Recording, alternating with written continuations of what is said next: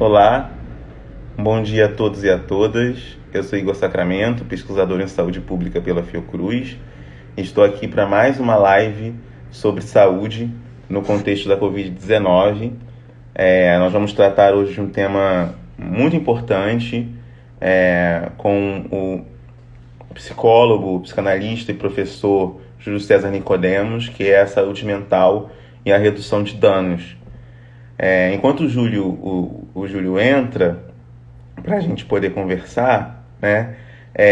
Eu vou dar um dado aqui, né? Que é muito importante, relevante para esse tema. Recentemente, no final de maio, a Associação Brasileira de Estudos de Álcool e Drogas e outras drogas divulgou que um aumento do consumo de álcool, especificamente de álcool, para 38%, né, enquanto 38% do aumento do consumo de álcool no território brasileiro durante o período da quarentena.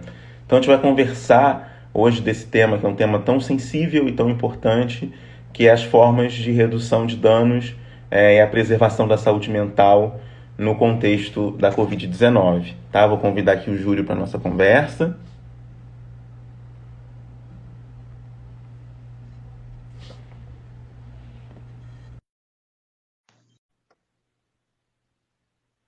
Ele já está entrando. Oi, Igor, tudo Oi, bem? Júlio, tudo bem? Muito Tudo obrigado certo. por ter aceitado Fiquei tenso aqui que participar. o som não estava saindo, mas já tá tudo bem. Tá tudo bem. É, Muito obrigado por ter aceitado participar, para compartilhar conosco a sua experiência, seu conhecimento. A gente estava falando um pouquinho antes, não sei se você conseguiu ver, sobre essa pesquisa, né, que a Associação Brasileira de Estudos de Álcool e Outras Drogas fez, no aumento de 38% do consumo de álcool no território brasileiro, nesse contexto de quarentena.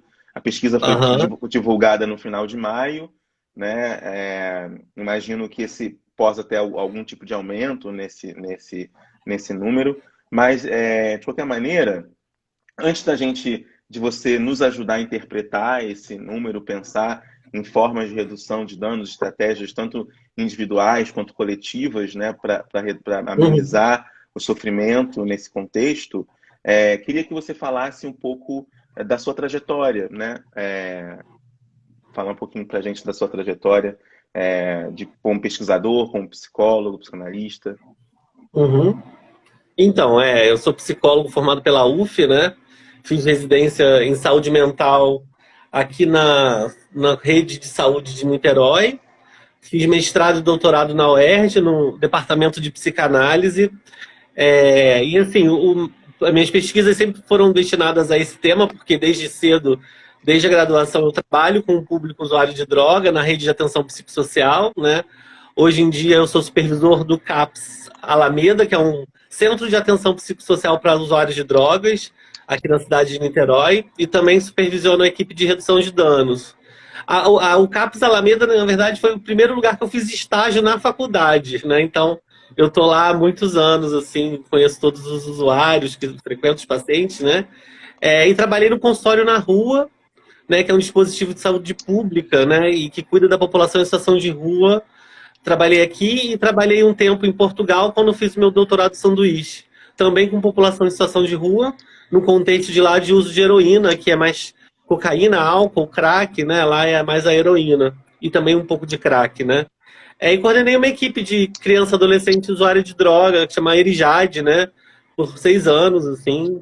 Foram as experiências que eu venho me acumulando aí nesse tempo para poder falar um pouco dessa perspectiva, né? Que é uma perspectiva de cuidado, digamos assim, mais antiproibicionista, né? E mais próximo ao SUS, às diretrizes do SUS, de cuidado integral, produção de acesso, não uma estratégia muito conservadora, que na verdade segrega mais do que inclui, que é ter que manter todo mundo abstinente, né?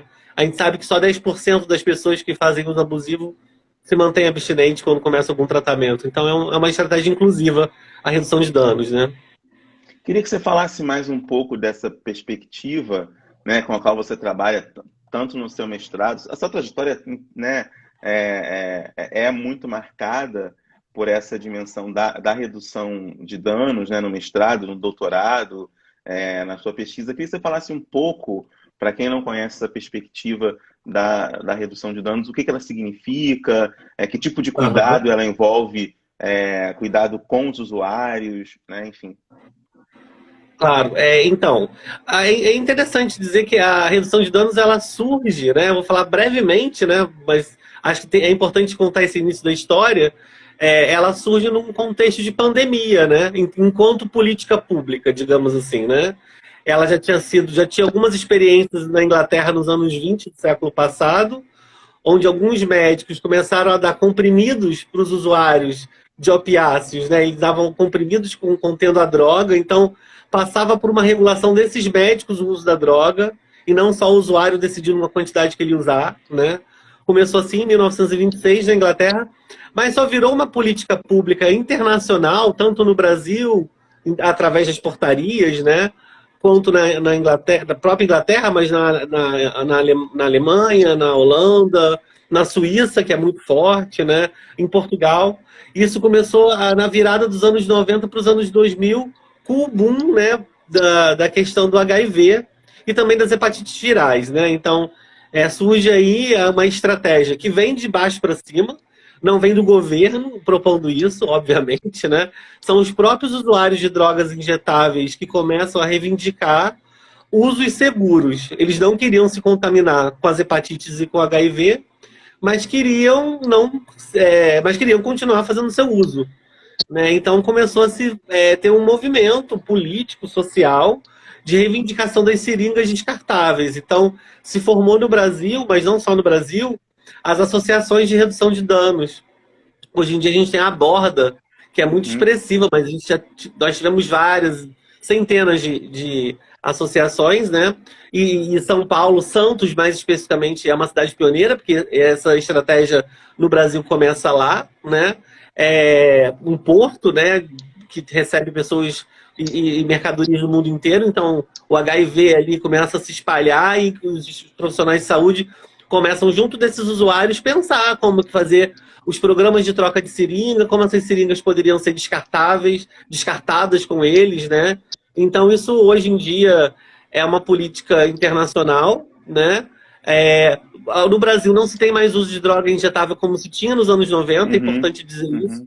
Aqui no Brasil se tinha um uso de cocaína injetável, não se tem mais, é bem raro, e de heroína também é bem raro, mas nos países europeus e no Canadá e nos Estados Unidos ainda há esse uso e há situações onde os profissionais fazem a troca de seringa. Obviamente que a gente hoje em dia pensa a redução de danos não só para as drogas injetáveis, sim, mas para outros tipos de droga também, né? Então essa é uma estratégia que foi se ampliando e incorporada ao movimento de reforma psiquiátrica, né? Depois desse movimento do HIV, né, das hepatites, a reforma psiquiátrica vira uma lei nacional e começa a se lançar portarias do Ministério da Saúde ao longo dos anos 2000, e uma delas é a portaria de redução de danos, acho que de 2005, mas já se falava disso desde o início da reforma, né, e todo o movimento que existia antes.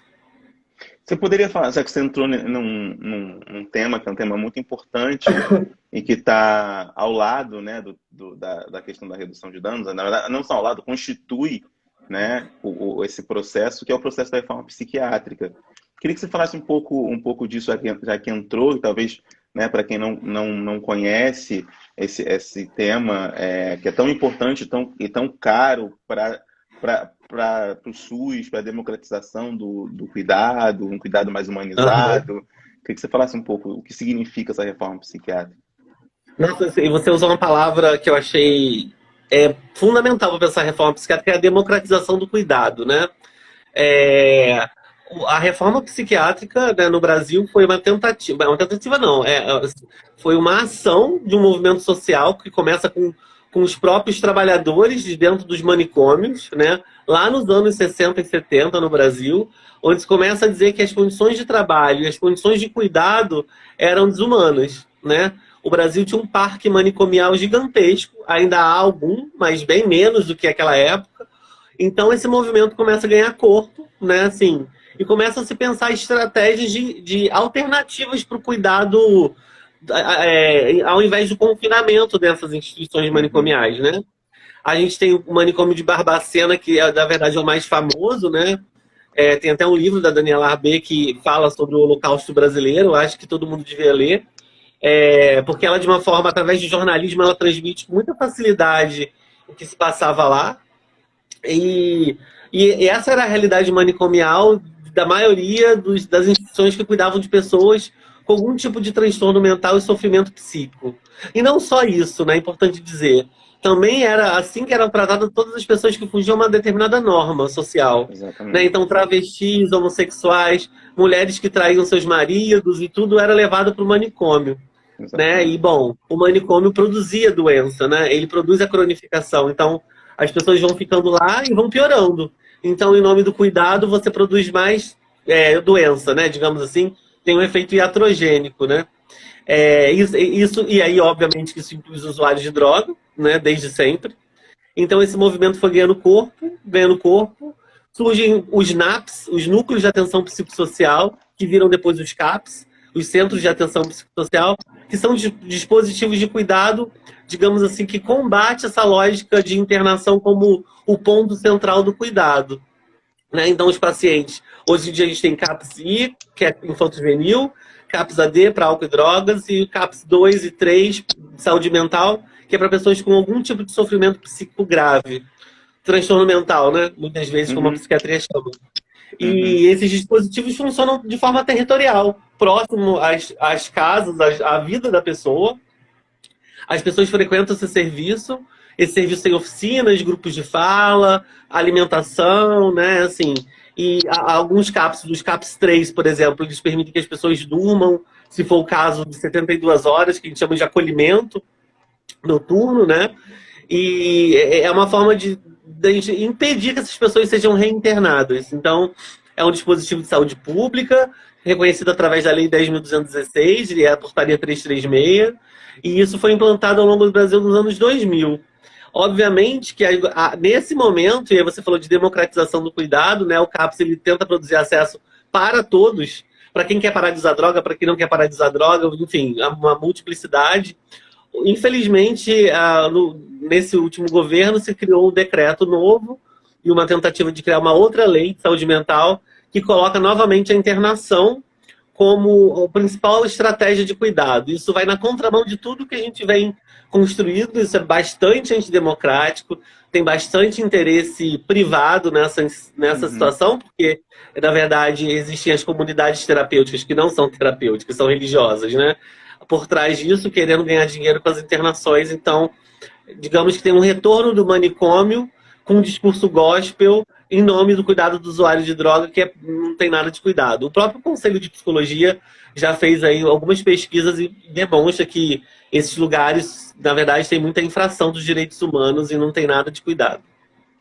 Não, isso que você está tratando é muito importante, né? Da importância do cuidado, da importância do território também. Acho que envolve o cuidado também manter minimamente a pessoa perto do seu território que reconheça, né? Que perto da família, dos amigos, ou enfim. Isso também para a saúde mental, para o restabelecimento ou a manutenção, o fortalecimento da saúde mental, isso é muito importante. Queria que você falasse dessa relação com o território, que essas comunidades terapêuticas, em geral, elas simulam, né, a experiência manicomial, né, de retirar as pessoas das suas casas, dos seus convívios, etc., para isolar. Né? Qual que é a importância da permanência? Não, só para... Qual a importância da permanência no território, assim como você falou? Para mim isso marcou muito a questão do territorial. Então, existe um mito, essa palavra é horrível, né, ultimamente, mas existe um mito, e os mitos geralmente podem ser muito problemáticos, né, de que se a gente tirar as pessoas do território delas e levá-las para bem longe e deixá-las trancadas dentro de um lugar, a química vai sair do corpo, né? Que as pessoas adoram chamar de desintoxicação. Isso é um mito médico, porque, na verdade, não existe nenhuma prova de que você internando uma pessoa, ela vai ficar lá um tempo e a química vai sair do corpo dela, né? Assim, na verdade, a química sai do corpo da pessoa em poucas horas, poucos dias, né?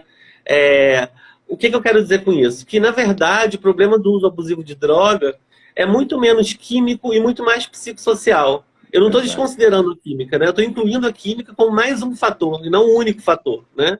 Então, assim, a ideia de dependência química, que a psiquiatria fala muito, existem os grandes especialistas em dependência química, essa ideia que quando se resume a um corpo biológico só, ela não se sustenta e a gente vê isso na clínica, né? O que acontece?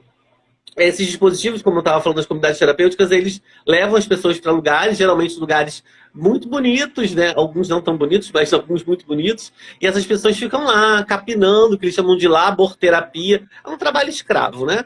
E, Uhum. bom, as portas dos campos de concentração, né? O de Auschwitz está dizendo que o trabalho salva, uma coisa assim, né? Eles entendem que a laborterapia, a terapia pelo trabalho, é o que pode purificar esses corpos. Que é um entendimento completamente moral do cuidado, que já estava presente lá atrás dos manicômios. E o que a gente quer, que eu quero dizer com isso?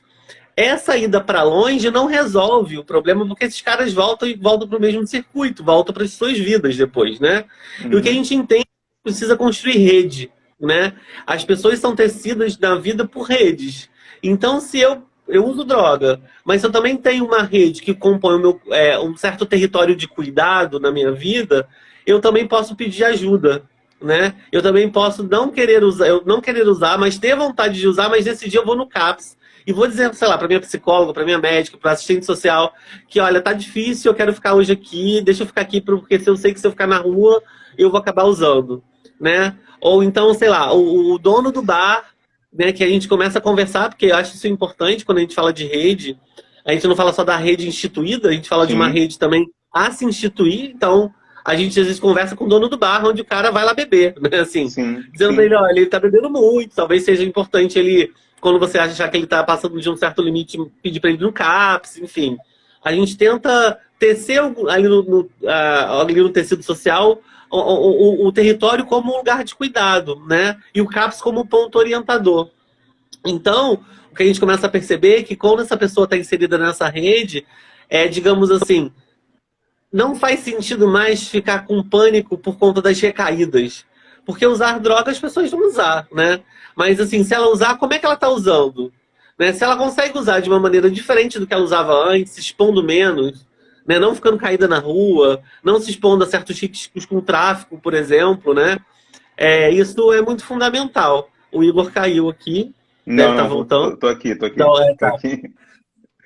Então, assim, a gente poder pensar o cuidado para além da abstinência, mas sim pensando como que a droga pode estar inserida de uma forma menos prejudicial, como a gente tem construído aí as nossas ações. Não só aqui no Brasil, que eu falei, por exemplo, Portugal, que foi um país que eu morei para fazer minha pesquisa, né? A política de drogas lá é bastante antiproibicionista, eles descriminalizaram todas as drogas, eles não legalizaram, mas descriminalizaram, então Uhum. ou seja, eles entendem que é um problema de saúde pública. E lá a estratégia principal é a redução de danos, que eles chamam de redução de riscos e minimização dos riscos e a redução de danos, né? Então, é isso que a gente tem tentado apostar aqui no Brasil. A gente vive uma tensão entre uma política nacional, comandada pela Senad, a Secretaria Nacional sobre Drogas, bastante conservadora, e as portarias do Ministério da Saúde, que ainda são mais progressistas. Então, a gente Uhum. vive numa certa trincheira entre o mundo criminalizante da droga e um antiproibicionista, né? Mas a gente tem tentado aí justamente apostar nessa direção. Território, redução de danos, CAPS, atenção básica. Não, isso é muito interessante você estar falando. Tem uma pergunta aqui que eu já vou fazer. Quem fez foi o Marcelo. Mas vou fazer porque depois eu faço. Ele diz assim, que o primo, meu primo já passou por centro de recuperação religioso 5 vezes e sempre voltou a usar drogas. O distanciamento e o trabalho rural não resolveram o caso dele. Minha tia católica praticante insiste nisso, que eu acho que é um pouco que você comentou, né? Nessa dimensão moral do trabalho. É quase a ideia do trabalho dignifica o homem, né? Enfim, que é reforçada, se você quiser comentar, reforçada nessa lógica, né? a laborterapia, né? Se quiser comentar. Assim, então, eu acho que ele está trazendo um exemplo vivo aí do que a gente está dizendo, É, né? De é, esses lugares de internação, né? São os novos manicômios. Eles trazem essa dimensão aí de um cuidado que não é um cuidado em saúde. É importante dizer isso, assim. A maior parte deles tem o discurso religioso como a única e exclusiva possibilidade. Então, assim, eles é muito mais um cuidado espiritual do que um cuidado em saúde. E eu já visitei comunidades terapêuticas, porque é importante dizer, comunidade terapêutica, esse nome, ele não surge no Brasil, ele surge na Inglaterra, na sim, verdade, do sim, pós-guerra. E era uma alternativa interessante para os hospitais que existiam na Inglaterra no pós-guerra. É aqui no Brasil que se perverte esse conceito de comunidade terapêutica e viram centros religiosos, né? Então, existem de várias religiões, não só evangélicas, geralmente a gente acha que são os evangélicos, eu acho que é importante cuidar disso.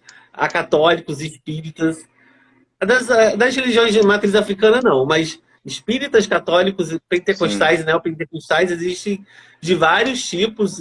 E, na verdade, assim, a gente precisa dizer que foi em 2011, quando se instaura uma portaria do Ministério da Saúde que tendia a ser muito progressista, que é a RAPS, a Rede de Atenção Psicossocial, ela é reconhecida enquanto portaria em 2011. Infelizmente, numa escorregada do governo, daquele governo naquela época, se incluem as comunidades terapêuticas como um dispositivo de tratamento. Então, na verdade, se instituiu naquele momento a Uhum. entrada de dinheiro público para as igrejas, né? Assim, algo que a gente precisa ser combativo, porque igreja não é Estado, né? Então a gente precisa estar cada vez mais atento a isso. E os religiosos, e acho que é importante dizer isso, não culpabilizar os religiosos de uma forma geral. Eu estou falando de grupos Exatamente, muito específicos, né? Porque exatamente, os grupos religiosos, muitas vezes são os nossos parceiros, né? exatamente, exatamente. Quando eu trabalhava, por exemplo, no centro do Rio de Janeiro, né, no consultório na rua, tinha um pastor que ele era um cara que, porra, se ele não existisse, eu tava ferrado, assim, com os usuários, porque às vezes quando faltava vaga nos abrigos, ele me ajudava com uma vaga de um abrigo lá, filantrópico, que ele tinha. Então, os religiosos podem ser nossos aliados também, só para a gente Certeza. não ser um discurso contra o outro, o discurso da saúde pública contra Exatamente. a religião. Não é isso. É um grupo específico de religiosos que tem uma ganância e usa a desgraça alheia como fábrica de dinheiro. É, verdade. Tem uma pergunta que o Jorge fez que é muito, muito interessante, que na verdade a que eu ia fazer, e eu vou emendar a minha com a dele. O que que acontece, na verdade, quando o confinamento é a nossa casa, né? Tá bom. Né? O que acontece, assim, em termos do impacto, os impactos psicológicos, fatores estressores, né? Que vão nos estressando, né? Que quando o confinamento é a nossa casa. Eu queria que você... E aí o Jorge faz uma pergunta que eu acho que é possível emendar. Falando sobre a Covid, você acha que está havendo uma certa adaptação ao sofrimento que pode gerar uma espécie de síndrome de Estocolmo, né, com o próprio sofrimento? Ele continua. Boa. Pessoas que se apegaram ao sofrimento se tornaram dependentes do próprio sofrimento nesse momento? Uma boa questão. É um mundo de coisas aí, mas vamos lá. É, Eu acho que a gente que está 3 meses dentro de casa, e eu estou fazendo os meus atendimentos online, né? Tanto os pacientes do meu consultório, quanto os pacientes de um projeto da UERJ que eu faço parte, que é para atender a galera do front, quanto do pessoal dos Médicos Sem Fronteiras, que eu sou um apoiador, né? E às vezes chegam alguns usuários, alguns profissionais para atendimento. Eu estou fazendo tudo dentro de casa, eu não tenho saído de reuniões do CAPS, tudo aqui. E depois de 3 meses eu começo a observar que eu tô mais sem paciência para estar dentro de casa. E começo a perceber também que as pessoas, de uma forma geral, começam a fazer um movimento de menos cuidado de si em relação ao Covid, né? Começam, às vezes, a ir para a rua mesmo. Até eu vi ontem um meme de um cara limpando os alimentos no primeiro dia da quarentena e no 100º dia da quarentena. Ele só jogando um alquinho assim, tá bom, né? Você começa a perder a paciência de fazer todos esses rituais. Bom, são 3 meses. Imagina se fossem 30 anos. né? Assim, o manicômio é isso, né? O manicômio é você estar restrito de sua circulação num lugar que não é a sua casa, ou seja, pior, né? Por 30 anos, né? Onde você não consegue sair para nada e você entende que o seu tratamento é ficar ali trancado, né? Então, é, eu acho que isso, estar dentro de casa é algo que a gente precisa cuidar, obviamente, a gente precisa ou fazer nossas terapias online, quem consegue fazer algum tipo de cuidado alternativo como meditação, né? Obviamente que não romantizando isso, porque, bom, se isso não faz parte da sua vida, não vai ser agora, talvez que isso seja possível, mas tentar ler, né? Tentar não focar só no adoecimento em si, né? Porque eu acho que é isso. A gente tá dentro de casa trancado com uma televisão de plasma de 50 polegadas, sei lá, isso para a classe Uhum. média, não é assim para os mais vulneráveis, mas e vendo o Globo News, né? Assim, com informação de desgraça o dia inteiro, né? Então acho que a gente precisa cuidar disso, né? Porque isso também adoece a gente. E aí falando do que é estar em casa, né? Nisso que a gente está em casa, muitas vezes a gente precisa se anestesiar, né? Em relação a essas notícias, em relação ao que está ao nosso redor, né? E a droga, né? E aí quando eu falo droga, eu estou falando de toda a multiplicidade de significações que essa palavra traz. Eu estou falando da Uhum. dona de casa que usa Rivotril também. Sim.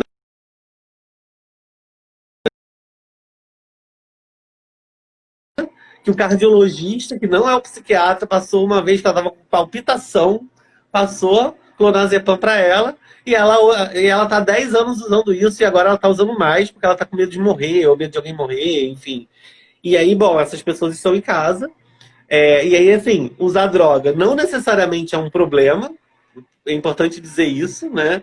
As drogas estão aí para serem usadas e experimentadas, né? Assim, é assim desde que a humanidade é a humanidade. Sempre se existiu droga, sempre se consumiu droga. A questão é qual é a nossa relação com isso, né?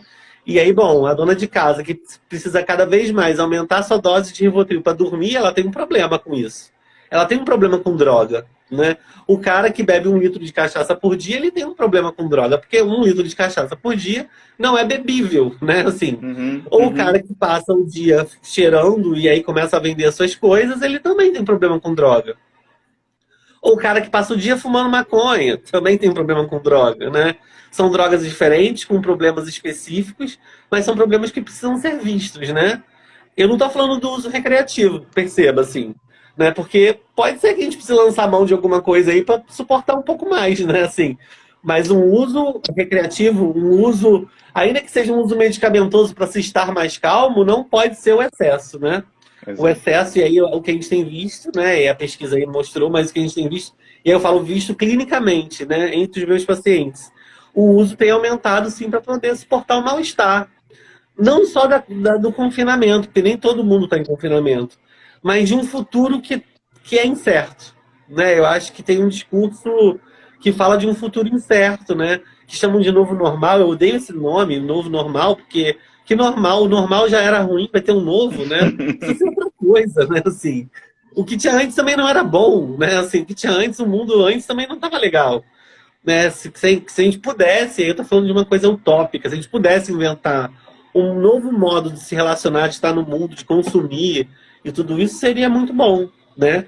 O que a gente está falando é que a gente está em casa sem saber se vai ser possível acontecer isso ou não, e se esse vírus não vai aí, né, tomar proporções ainda maiores, a gente não sabe. Depende da população também. Eu não sei se eu respondi, fui falando, Eu né, acho mais que sim, livremente. eu acho que sim. Se o Jorge acho que pode fazer uma nova pergunta, eu acho que sim. Eu destacaria a dimensão que você fala do mal-estar, né? E vou perguntar um pouco mais disso, do mal-estar, e no mal-estar na sua relação com a experiência do tempo. Eu gostei muito que você falou assim. Primeiro que a gente parece viver uma experiência de suspensão do presente, né? Como se o presente, para Aham. muitos de nós, está suspenso, os planejamentos, né? Ia fazer isso, ia fazer aquilo, tudo. Agora, enfim, e de várias ordens, planejamento de várias ordens, né? Desde as ordens mais pessoais, né? Micropessoal, planejamentos. Eu vou entrar na academia, né? Em 2020. Não, você não conseguiu É tipo entrar na promessa de ano academia, novo, né? né? Tipo, até mesmo essas promessas de ano novo, elas estão em suspensão, né? Ou tiveram que ser readaptadas, né? para esse contexto. E aí eu queria que você falasse um pouco da angústia, da frustração e do mal-estar que é provocado por essa suspensão dos projetos, em alguns casos, né? E por essa suspensão da experiência do tempo mesmo, né? Um tempo que, um futuro, você se vê que é como se o futuro planejado ele estivesse cada vez menos, né, palpável, assim, né? Aquilo que então a gente está há 3 meses, como você disse, mas parece que a gente não fez bem, comparando com outros países, né? Que eu fico vendo meus amigos que moram em Portugal, você está falando de Portugal, meus amigos que moram na França já estão saindo, já estão, né, postando vídeo no Instagram e criando em mim, particularmente, mais ansiedade, porque estão nos bares tomando vinho e chopp, etc. E a gente, de alguma maneira, ainda está aqui em quarentena. Então, queria que você falasse um pouco disso, dessa mal-estar na sua relação com a experiência de um tempo que parece que não chegar. É uma coisa que eu acho importante dizer que, obviamente, que nós brasileiros, a gente adora uma festa, então ficar em casa é muito difícil, né? Essa é a coisa não só do brasileiro, mas do latino, né? Então ficar em casa é muito difícil. Para quem, por exemplo, mora no Canadá e pega inverno de menos 20 graus e fica 3 meses dentro de casa, talvez seja mais possível ficar dentro de casa do que nós que temos aí um país solar, né? Acho que a gente tem um péssimo exemplo no governo federal, que, né, nos aponta aí que na rua é possível. Mas para além disso tudo, o humano tem muita dificuldade de não estar com o outro, né? Então, assim, eu vi um vídeo outro dia que era uma praia na Inglaterra, que é uma merda, né? As praias da Inglaterra são as piores do mundo. E a praia lotada, né? Assim, e a praia lotada sem distanciamento social necessário. Então, assim, também tem um movimento que é do humano, né? De poder estar com o outro e também de poder, de um certo modo, ter um flerte aí com o perigo. Né? Assim, é nosso isso. Uhum. Essa dimensão que a gente chama, o Freud chama de pulsão de morte, né? Isso está presente na humanidade. A humanidade sempre se lançou à morte de uma certa maneira. E aí, falando disso, para dizer o seguinte, que isso que a gente está vivendo, né, desse mal-estar, ele, na verdade, é uma reconfiguração de outros momentos de mal-estar que a humanidade já viveu. Em momentos de guerra, a gente teve 2 guerras mundiais, uma guerra fria, guerra no Vietnã, a gente teve algumas situações, gripe espanhola, a gente já teve alguns momentos na história onde se viveu um grande mal-estar. Mas, na verdade, esse mal-estar está posto o tempo todo, né? A gente que, na vida, tenta, digamos assim, lidar com ele e experimentar a felicidade em alguns momentos. Né? Esse discurso de que seja feliz o tempo todo, que hoje em dia a gente é bombardeado, né? Na verdade, é um discurso falso. A gente vive o mal-estar, né, cotidianamente, a gente consegue lidar com ele, a gente começa a trabalhar, consegue conquistar coisas, e isso vai apaziguando um pouco. Temos alguma satisfação, mas esse projeto de felicidade a todo momento, isso é uma invenção utópica. A gente experimenta a felicidade. A gente não é feliz o tempo todo, né? Assim, porque a humanidade é isso, a gente vive dentro de um sistema onde há competição, onde há ódio, né, onde há discurso de ódio, né? Então a gente está o tempo todo também tendo que lidar com essa dimensão do humano. E obviamente, quando a morte ela está a uma certa distância da gente, a gente meio que recalca essa ideia de que a gente vai morrer. A gente recalca a ideia de que a gente vai morrer. Nós somos os únicos seres do planeta, né? Por isso que nós nos destacamos dos animais, que usamos a linguagem e falamos da finitude. Né? Os outros animais não têm ideia da finitude, eles têm instinto de sobrevivência, né? Mas não a ideia de morte. Nós temos, só que a gente recalca ela, né? E aí a droga também serve como aí um recurso para esse mal-estar, né? Eu não vou ficar pensando em morrer o tempo todo. Se você pensa que vai morrer o tempo todo, você tem um problema, você precisa cuidar disso. Uma pessoa muito deprimida, às vezes, tem ideias de morte o tempo todo. Essa pessoa precisa de cuidados.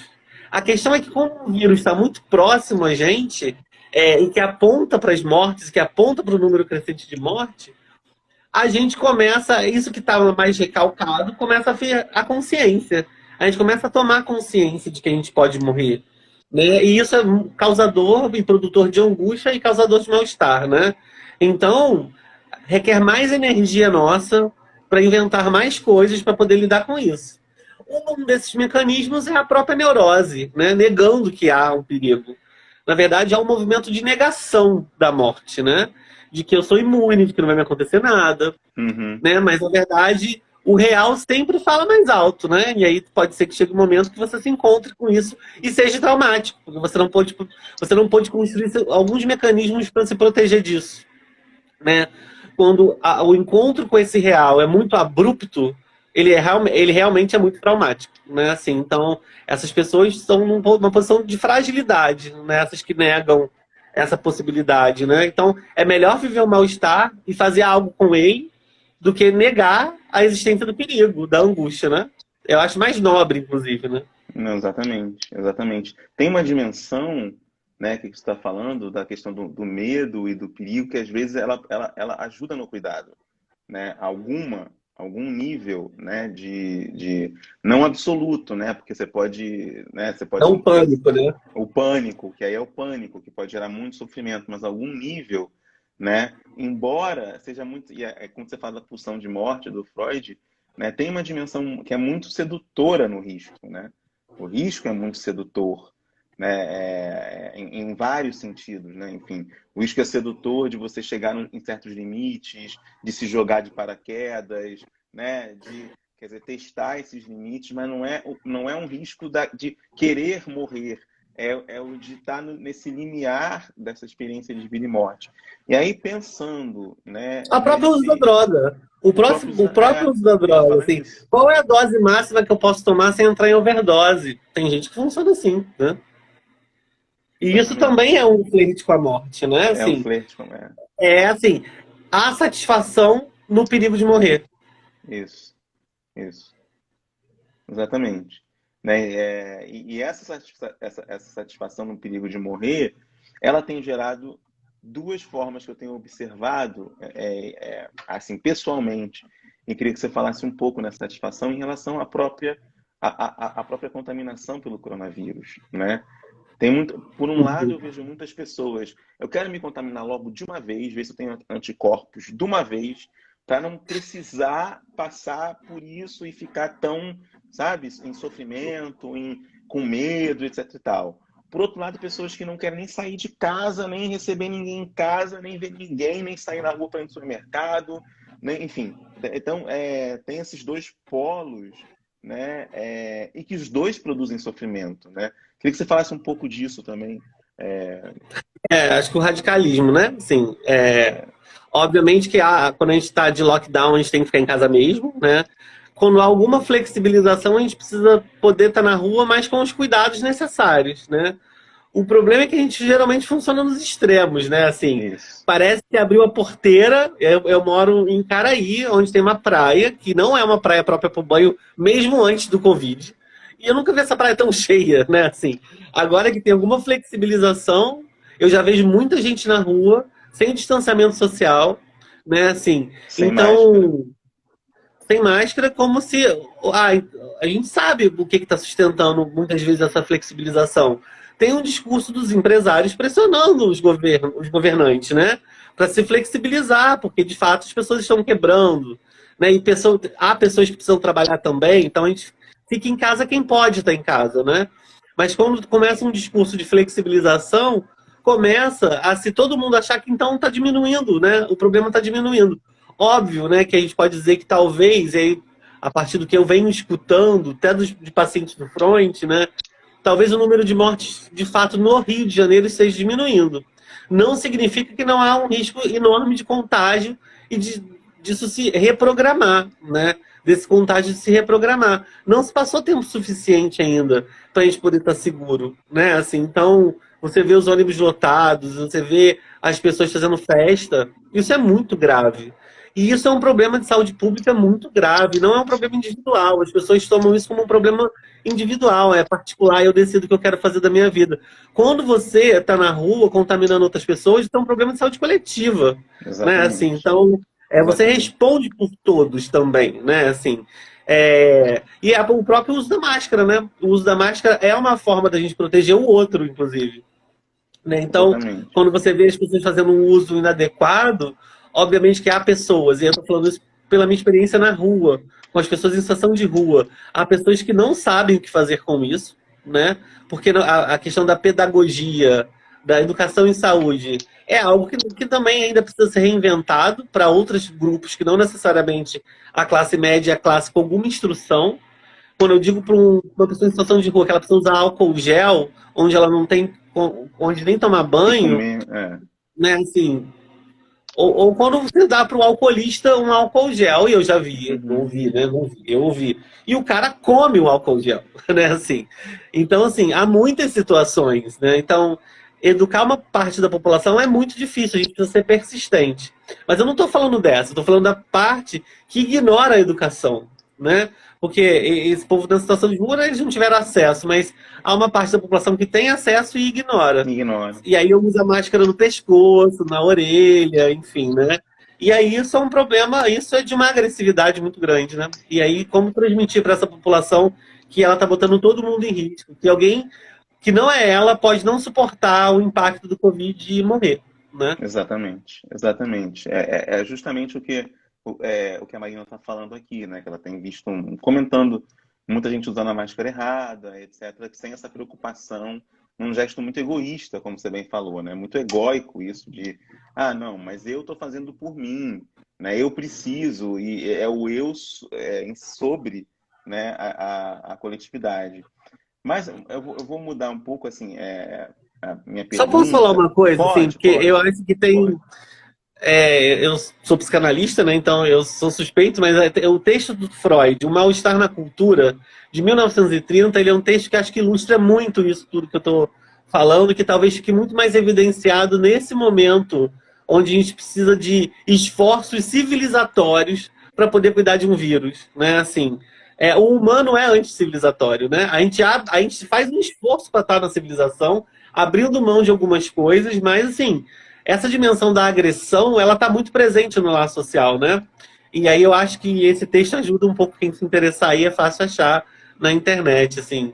Porque falar dessa dimensão da destruição do outro, né? Exatamente. A gente não consegue estar em harmonia. Como a gente não consegue ser feliz o tempo todo, a gente não consegue estar em harmonia o tempo todo.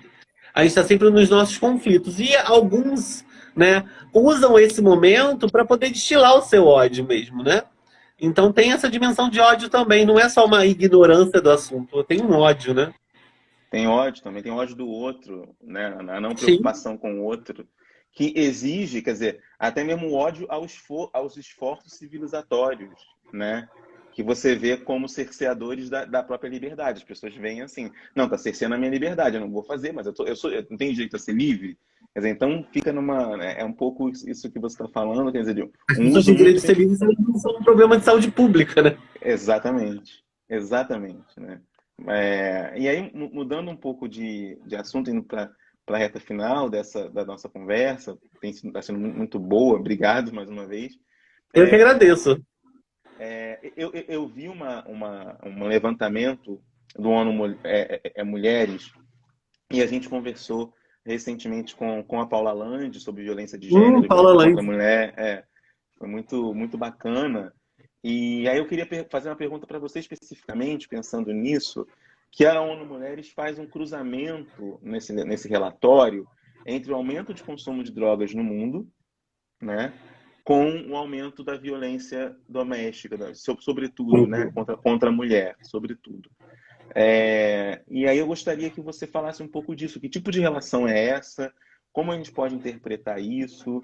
Né, de que maneira isso pode ser interpretado como um aumento dessa violência? Então, só para dizer assim que a Paula é uma grande parceira. A gente escreveu um artigo que vai sair, é um capítulo de livro que vai sair no final do ano, assim, de psicologia, falando justamente das drogas e das mulheres, né? Como que as mulheres pouco acessam os serviços para usuários de droga. E aí isso é uma outra discussão, né? Como os serviços são feitos para os homens, né? Mas em relação à violência, né? Uma vez, um juiz, numa mesa de uma faculdade, a gente estava na semana de psicologia, e aí o juiz, que estavam com vários processos lá, e estava na mesa comigo, perguntou se o álcool incita a violência. O álcool não incita a violência, quem incita a violência é o machismo. Né? Os homens batem nas mulheres porque eles são machistas, porque eles não conseguem ter noção de alteridade. Né? Assim, o álcool permite aparecer algo do machismo, né? Assim, mas ele não produz um machista, né? Assim, É importante dizer isso porque as pessoas tendem a culpabilizar as substâncias químicas pelas desgraças, né? Ah, ele fez isso, mas ele devia estar drogado. Não, ele fez isso porque ele é capaz de fazer isso, né? Obviamente que você pode ficar mais eufórico, né? Mas tudo mais do que você já é, né? Não se inventa uma outra personalidade. Eu acho isso importante dizer. Bom, A não ser que a pessoa tenha uma crise alucinatória, né? Que ela comece a achar que você é um grande inimigo e por isso, né, a gente precisa combater você, né? Assim, isso tá na ordem do delírio, da alucinação, enfim. Mas tirando que isso, é muito né? mais raro, né? Que é muito mais raro, né? Assim, esse Aí depende delírio. do tipo de droga, né? Assim, Exatamente.